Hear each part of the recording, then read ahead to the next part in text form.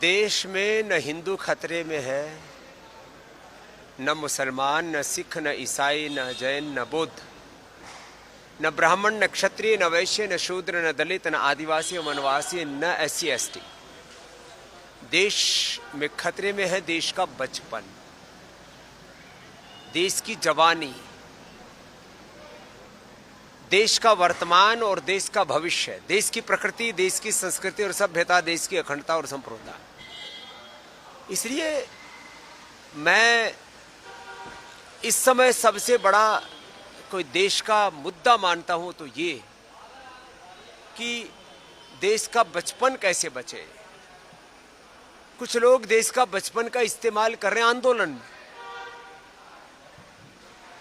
यदि देश का बच्चा जो भी प्राइमरी स्कूल में पढ़ रहा है आप उसको आंदोलन में धकेल देंगे तो बच्चे पढ़ेगा कब? उसको पता ही नहीं कि आंदोलन क्या होता है। आपने उसको फूंक मार दी कि जा तू भी जा करके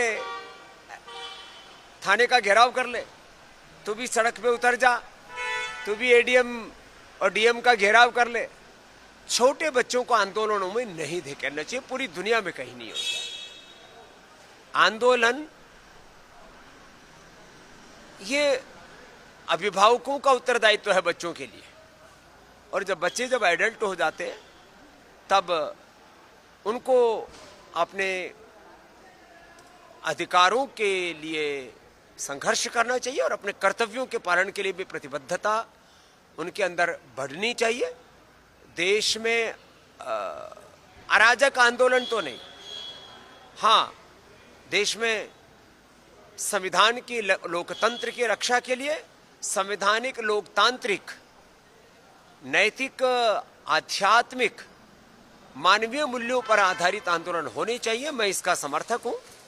आंदोलन के नाम पर अनार्की, अराजकता भी नहीं होनी चाहिए और बच्चों का आंदोलन में इस्तेमाल नहीं होना चाहिए। हाँ इतना जरूर है कि देश की शिक्षा की, चिकित्सा की सही दिशा होनी चाहिए और देश की शिक्षा चिकित्सा व्यवस्था को लेकर के बहुत गहरे प्रश्न हैं, उनका समाधान होना चाहिए। और ये मैं मानता हूं कि इसमें सरकारों का भी बहुत बड़ा उत्तरदायित्व है, लेकिन इसमें यह भी मानता हूं कि ये व्यक्ति केंद्रित व्यवस्था नहीं है।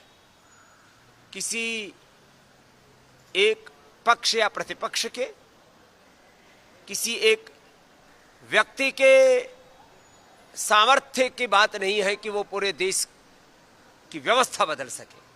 इसके लिए 3 स्तर पर जागरूकता चाहिए। एक सामाजिक जागरूकता, एक राजनीतिक जागरूकता, तीसरी प्रशासनिक रूप से जागरूकता।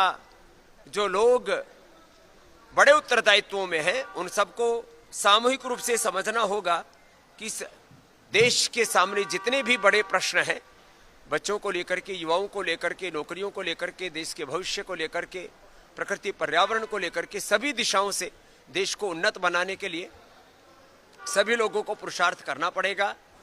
हाँ, जब देश में ऐसे कुछ बातें दिखती हैं कि जहां लग रहा है कि बहुत अंधेरगर्दी हो रही है, वहां पर फिर लोगों में आक्रोश फूटता है और वही आक्रोश आंदोलन का रूप लेता है। और मैंने कहा मैं आंदोलन में भी अनार्की, अराजकता का समर्थक नहीं हूं, लेकिन शांतिपूर्ण आंदोलनों से तो देश की को आज़ादी भी मिली और जब जब भी देश में आवश्यकता होती है तब लोकतांत्रिक, संवैधानिक तरीके से आंदोलनों का हमारा संविधान ही हमें अधिकार देता है।